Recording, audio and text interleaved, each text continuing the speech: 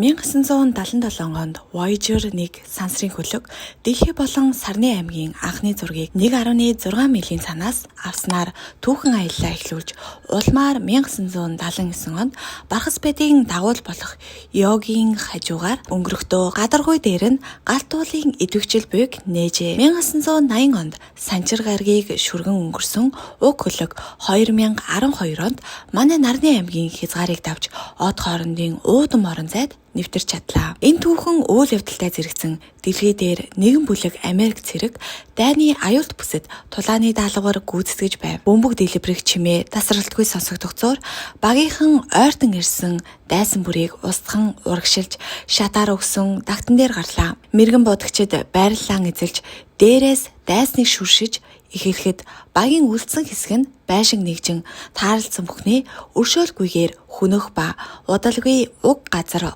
олон арван цэргийн зогцоор дүүрч байшин бүрэн цэвэрлэгджээ. Төд удалгүй тэднийг дайсны бүтэн готроод аль хэдийн от зоон байж байдаг бөгөөд хүч тэнцвэргүй буудалцаан эхлэхэд ялах найдваргүйгээ ойлгосон тэд ухрахаар шийддэг. Ухрах замд нэгэн цэрэг буудуулж Роди түүнийг үүрэнгүйхээс өөр аргагүй төрлөө. Гэвч тэрээр найзынхаа шархыг ч бох завдалгүй дайснууд руу галалсаар байгаад түүнийг аварч чаддаггүй. Удалгүй дайсны шинэ отряд ойртоход гудамжны мухарт шахагдсан өнөөхид радиогоор тусламж дуудахыг оролдоно. Гэтэл гинтэл орчин тойрон харанхуйлж үйлсийн дундаас улаан гэрэл аслаа. Хоёр талч хоёул цочирдан харсаар байтал гэрэл дотроос нууцлаг зүйлс тодорч нэг л удаа туяа цацруулахад дайсны бүхэл бүтэн отряд үнс болон хийсгэн тэр улмаар гэрэл өргөсөж хэдхэн хором цэнэглэгдээд асар их цахилгаангүйдэл ялгарууллаа. Аян мэд цахилгаан Америк цэргүүдийг нэг нэгээр нь зохиж машин руугаа сорон оруулахад дотор нь байсан хариг аргийн амьтад тэдэн дээр дуршилт хийхээр хүлж орхив.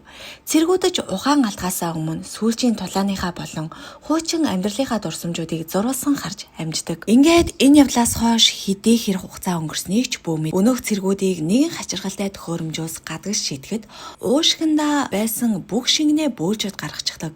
Хэдий Жакс үүнийг хурдан уусдаг Стазисийн давирхай болохыг мэдсэн ч ийм мэдлэг өөрт нь яагаад бий болсныг ойлгож чадсангүй. Тэд өөрсдийг нь орсууд уу, хятадууд уу хэн хулгайлсныг таамаглаж ядан байтал уг машин дээрх бичиг дэлхийн аль ч улсынх биш болох нь тодорхой болов. Рейс өөрсдийн нэрээс анги нэгтгэлийн тэмдэг бүхий байцааг олсон ч мөн л яагаад үүнийг уншиж чадаж байгаагаа ойлгосонгүй. Буунууд нь бүгд сумтай хамгийн сүүлд санаж буй зүйл нь гудамжны буудалцаан. Дараа нь аянга байлаа. Харин энэ үед ахлагч Келли хулгайлагчид эргэж ирэхээс өмнө амжиж хөдөлцгөө хэмээн тушаав. Тэд цааш яван нэгэн товчлуурыг дарахад хонглын төгсгөлд байх дугуй хаалга хөдөлсөнгүй. Тэгээд хамтдаа хүчлэн байж гараар онгойлголоо. Дараагийн хонглын төгсгөлд замаасаа мултарч гажсан бас нэг хаалга байхыг хараад Роди ханан дах агаар жуултын тагийг зааж Рейсийг шалгахаар явуулав. Рейс амандаа гэрэл зүүн мөлгсөөр эцэст нь хаалганы нөгөө талд гарч ирээд багийнхныгаа дуутахад бүгд түүний араас нүхээр шурган оров. Нөгөө талаас нь харахад хаалга хин нэгний хүчтэй эсэргүүцэлтэй тулгарч түлэгдэж цөмөрсөн байх ба энэ газар усанд орох нууц шорон байж магадгүй хэмээн нээж таамаглав. Дараа нь тэд шалан дээрх цусны мөрийг дагаж явсаар ханан дээрх цахилгаан тасарсан гих тэмдгийг олж харав. Энэ нь хөлөг өгчиж улмаар тэднийг хөлдөөсөн машин нь унтарсны нотлогоо байв. Мантай өрөөнд ороход Рейсийн нүүрэн дээр цус тусаад дээш харуул хөлнөөсөө дүүжлүүлсэн толгойгүй зогцсууд игнэн байж байдаг. Келли, Гибс, Рейс 3 дараагийн өрөөнд ороход өөр нэг зэрэмлэгдсэн зогтос мөн гавлагдсан Роби гэх эмэгтэй байж байх нь тэр. Тэд хөшөөрөг татаж эмэгтэйг суллах мөчөд Гибсийн өмнө аимшигт мангас гинэт гарч ирэн аврах савраараа самардаад шидэж орхив. Энэ үед нээш ойролцоо байсан хачин хэлбэртэй зэвсгийг олж бусд нь уг үмэнийг сонсоод туслахаар гүйн ирлээ. Гэвч энгийн сум мангасын хуйгт нөлөөлдөггүй ба харин ч тэр эсэргээрээ нэг л цохилдоор тэднийг бүгдийг нь газарт унгаачихдаг. Келлиг буудахаар завтахад мангас түүнийг зэвсэггүй болгоод хүзүүнээс нь шүүрэн авч хэсэг ширтснээ мөн л шидэж орхив. Дараа нь мангас Жакс руу дайрах үед нээж олсон зэвсгээ Родид дамжуулж Роди түүнийг идэвхжүүлж чадсанаар мангасыг буудан унгав. Ингээд мангасыг өгсөн гэж бодоод ойртоход мангас дахин архирсан ч Роби ханаас ч юм гарч ирэн түүнийг хөнөөж чаддаг. Тэгээд Роби ойлгомжгүй үгс хэлээд цааш алхахад гипсийг үхснийг ойлгосон багийнхан түүний араас дагав. Дараагийн хонгойлд байж байтал гинэд өөр нэг мангас гарч ирэхэд Келли бусдыгаа 100 тэмээ хашгираад гал нийлээ. Лазар буутай мангас тэр даруй Робиг буудан унахад араас нь түүний багийнхан гарч ирэн мөн гал нэв. Залуусч шархадсан Робиг үүрэн цухтах ба дараагийн хонголд хорогдож амьдсан Робигийн зааснаар хөшүүрэг татан хаалгыг хааж улмаар Келлиг хутгаа хавчуулан гацаагаад Жакс Робитэй хамт гарах зам олохыг тушаав. Мангасууд хаалгыг нүдэж эхлэхэд тэд ухрах ба Жакс Роби хоёр кабелаар дүүрэн нүхээр авирсаар агарч ултын хоолойд хүрэхэд Рейс бусдыгаа явахыг тушаагаад өөрөө анхаарал сарниулахаар үлдэв. Удалгүй хаалга цөмөрөхөд Рейс эхний мангасыг буудаж унагсан ч үлдсэн бүхэл бүтэн сүрэг түүнийг бариад авчихдаг. Рейсийг өгснийг сонссон нээж сандарч харь гаргийнхантай тулгарсандаа итгэж ядан хашгирч эхлэв. Харин Келли түүнийг тайвшруулад Родигоос Лазар бууг хэрхэн ашиглахаа яаж мэдсэн талаар нь асуухад тэр өөрөө ч санахгүй байлаа. Жакс Робигийн шархыг боох гэсэн ч тэр зүгээр гэх ба Келли түүний үгийг орчуулж өгчөөд өөрөө яагаад орос хэл ойлгоод байгаагаа ч мэдэхгүй байв. Роби мангасуудыг унтагсад гэж дуудаад эдгээр мангасууд бол харь гаргийнхан харин бид сансрын хүлэг дээр байгаа гэмээр хэлдэг. Удалгүй англиар ярьж эхэлсэн тэрээр аюулгүй газар олох ёстойг санаалав. Энэ хооронд харь гаргийнхан Рейсийн дурсамжийг төхөөрөмжөөр ухаж багийнхны мэдих бүхнийг олж авч чадлаа. Хонглоор явж байхдаа Роби сорвитой мангас нь удирдагч гэдгийг мөн мангасуудын зорилго нь зүгээр л ан хийж хооллох гэдгийг тайлбарлав. Тэдний орсон дараагийн өрөө бол ёроолгүй ангалын дээгүүрх гүүр байсан бөгөөд эргэн тойронд нь олон мянган гэрэл анивчиж байв. Гэтэл Жакс ойртож хараад эдгээр нь гэрэл биш харин дотроо зохицтой капсулууд болохыг олж мэдлээ. Дараагийн хонголд тэд түр амсгийж Келли Робигийн болтыг шинжлэх зураа дайны өмнөх амьдралынхаа тухай ярилцав. Удалгүй тэд чингэлгээр дүүрэн хасар том агуулгад орох ба Роби эдгээр нь дэлхийгээс хулгайлагдсан зүйлс гэдгийг тайлбарлав. Харин Роди мангасууд яагаад дайрахгүй байгааг гайхаж тэднийг бүслэн авах гэж байна хэмээн таамаглахад Келли ч зөвшөөрж тэд тултгаар шийддэг. Ингээд Жакс өвөөш болж хонгилд дуу аялан мангасуудыг өдөн хатгав. Ууртай мангасууд түүний хөөж агуулгын мухарт очиход нээш мэрэгэн муудагчийн байрлалаасаа нэгийг нь унгаж багийнхан ч үлдсэн мангасуудыг бүслэн гал нээж бүгдийг нь устгав. Гэвч энэ нь урих байх ба агуулгах руу хүчрхэг бамбаатай шинэ отряд дайран орж ирэв.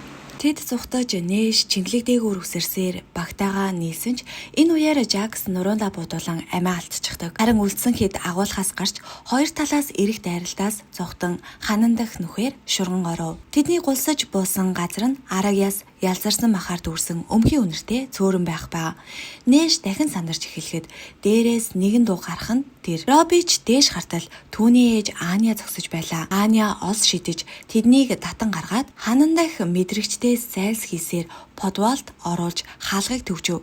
Тэрээр энэ хүлэг дээр 20-30 жил болсноо Робиг энд төрснийг мөн тэдний сэрсэн өрөө бол олдсны өрөө байсныг тайлбарлав. Мөн тэдэнд зугдах боломж олгосон зүйл бол хөлгийн системийн доголдол байж л дээ. Эцэст нь Аня жинхэнэ үннийг дэлгэсэн нь Voyager-ыг хөлөг уг нь найрсаг харь гаргийнхныг дэлхий рүү урьсан газрын зургийг агуулж явсан ба харамсалтай нь тэр газрын зургийг нь эдгээр ёс бус амьтад олж аваад дэлхийг төрөмгийлэхдээ ашиглажсэн юм байна л да. Харь гаргийнхан эхлээд дэлхийн цэргийн агуу стратегчдийг хулгайлж тэдний оюун ухаанд төхөөрөмжөө холбон тагнуулын мэдээлэл цуглуулж байж энэ нь эдгээр цэргүүд ч мөн адил олон 10 жилээр хөлдөөлөгдсөн байсан гэсэн үг байлаа. Тэдний харж байсан хачирхалтай зүуд нь хүн төрлөختөн хэрхэн тулталгийг судлах зорилгоор харь гаргийнхны бүтээсэн байлдааны симуляц байсан бөгөөд үүнийхээ ачаар тэд дэлхийг ердөө хэдхэн 7 хоногийн дотор бод нэргэж чаджээ. Оюун ухааны холболт хоёр талдаа үйлчилсэний ачаар цэргүүд хариуд нь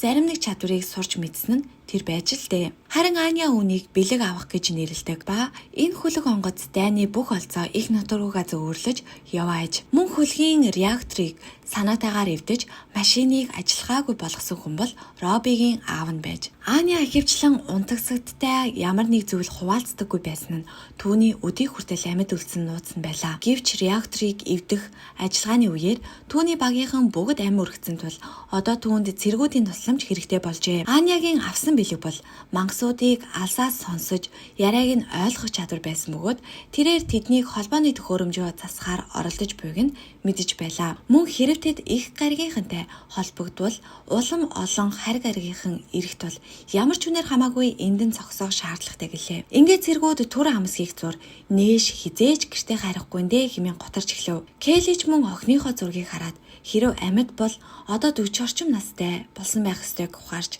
энэ бодол нь Родид ч мөн хүүхдийн тухай бодлыг төрүүлв. Эцэст нь багийнхан эцсийн хүртэл тэмцэгээр шийдэж Анятай хамт төлөвлөгөө боловсруулж эхэллээ. Тэдний тооцоолсноор 20 орчим харь гаргийнхнаа үлдсэн бөгөөд тэдний удирдлагын төв хамгийн хүчирхэг хамгаалалттай дээд давхарт байрладаг юм байна. Агааржуулалтын хоолойгоор тийшээ хурж болохч мангасууд тэднийг тэр дээрээ илрүүлэх хэдиж аз болоход Аняд дэсрэх бодис хангалттай их байлаа. Цэргүүд агааржуулалтын хоолойгоор мөлгсөөр дээд давхарт хүрв.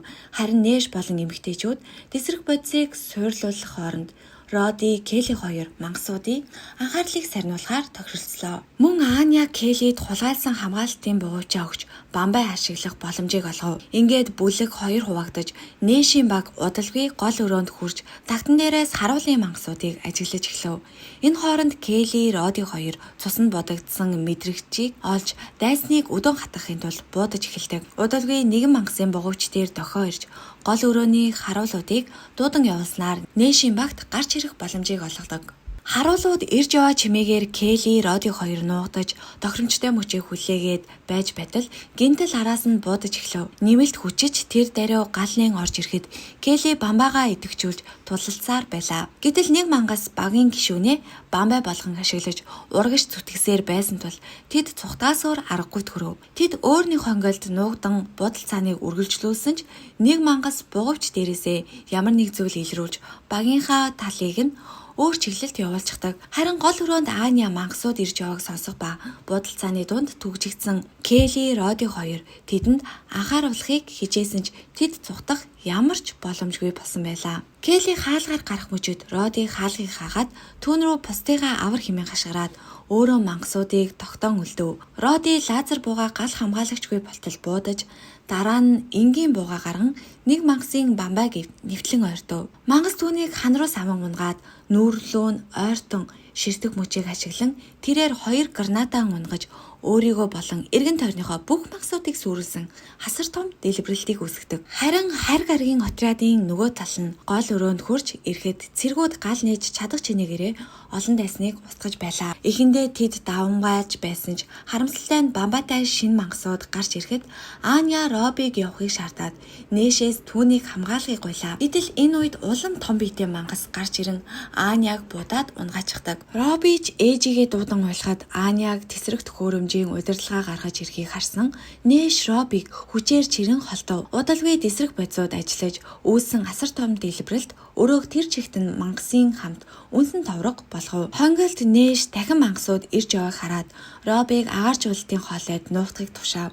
Дараа нь тэр хашгиран гүйж мангасуудын анхаарлыг татснаар тэд охиныг анзаарсангүй. Ингээд мухарт тулж ирсэн тэрээр Жаксын адил дуу аялан чадах чинээгээрээ олон мангасыг буудаж унгав. Дараа нь тэр өөрийн тесрэх бодисыг ашиглах хэсэг дээр эргэлзсэн ч амьд үлдэхээр эрс шийдэн бууга дахин гаргаж ирв. Дуу чимээ намдсны дараа Роби гарч ирэхэд ойролцоон нэгэн мангас цогсож байхын тэр энэ хооронд Келли торонд хоригдсон тусламжгүй хашгиралдан олон хүнийг олоод зочирдох ба эргэж харах мөчтөн мангас түүнийг зохин унгаан ухаан алдуулчихдаг. Келли охиноо дэлхий дээр аз жаргалтай байхыг зүүдэлсэн ч гинэд харь гаргийнхан түүнийг хулгайлах аж. Энэ зүүднээсээ удалгүй сэрхэд өөрөө ч мөн өнөөх торондоо хоригдчихсон байж байдаг. Хажуугийн торонд байсан Роби түүнд бусд нь амьд гарч чадаагүй хэлхээс өөр аргагүй төрөв. Мангасууд орж ирэн Келлигийн хүзүүнээс шүүрэн авч ханан саваад нэгэн хачиргалтай ширээ рүү чирч аваачин толгойг нь дээш харуулan дүүжлөв.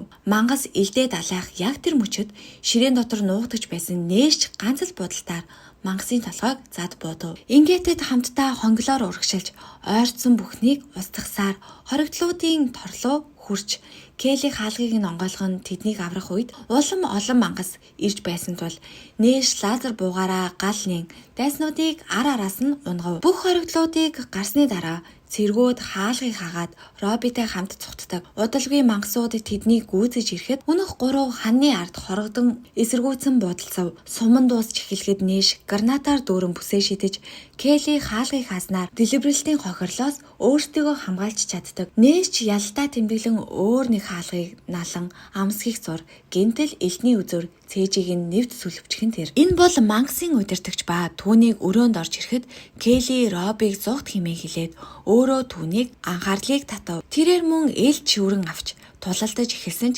араасаа нэрэг цохилтыг дийлэхгүй газарт унсаар байлаа. Ингээд мангас түүнийг дээвэр рүү шидэж зэвсгээ чулуудахад Келли арай хэм болтон гарав. Дараа нь мангас бамбайгаа идэвхжүүлэн Келлиг дахин цохиж эхлэх ба хэд хэдэн цохилтын дараа мангас сэлмээ эргүүлэн авч Келли рүү дайрах гэтэл Келли түүнийг яг хаалгаар гарах мөчтөнд хаалгыг хааж биеийг нь тасцснаар эцэст нь нэг юм хөнөөж чаддаг. Хэдхэн хормын дараа Келли айсандаа гарч чадахгүй байсан Робитой уулзах ба Келлиг эхэлж хөдөлгөхөд Роби ч түүнийг дагав. Ингээтэд гадагш гараад өөрсдөө эзгүүрч хоосрон цүл болон хувирсан их дэлхий дээрээ ирснээ ойлгож буйгаар энэхүү кино маань төгсөж байна. За ингээд кино таалагдсан бол сувгтаа лайк болон subscribe дарж дэмжгээ битгий мартаарай.